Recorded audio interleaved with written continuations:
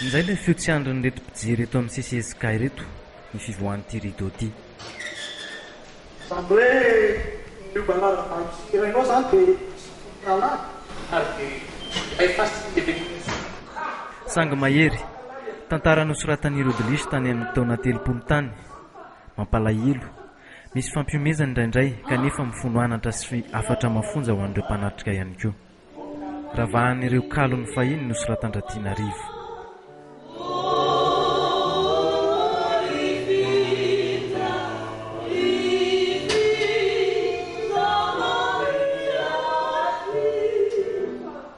Afa-po ireo mpijery na efa nahita izany aza dia mbola niverina nijery indray.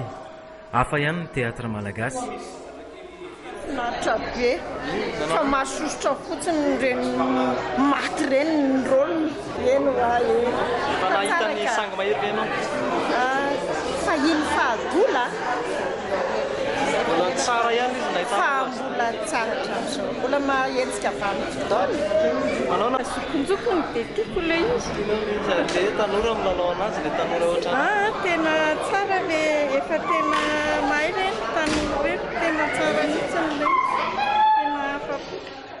Ankoatra ny kanto voizina ao anatiny, afatra ny tena nentin'ireo mpilalao ny Sangy Mahery teto.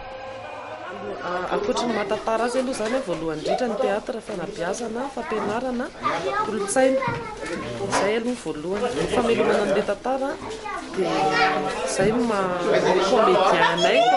comédienne miezaka mipetraka amin'ilay toeran'ilay olona resahana ao anatin'ilay tantara.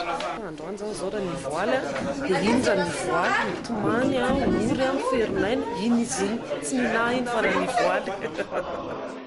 Nisy ny fanavaozana kely nentin'ny mpandrindran-tsehatra tamin'ity tantara ity. Isan'izany ny Rodibe Famaranana izay mitondra ny lohateny hoe Ombony. Anambaran'izy ireo ankira ny fiainan'ny teto Madagasikara omaly, anio ary ny rahampitso.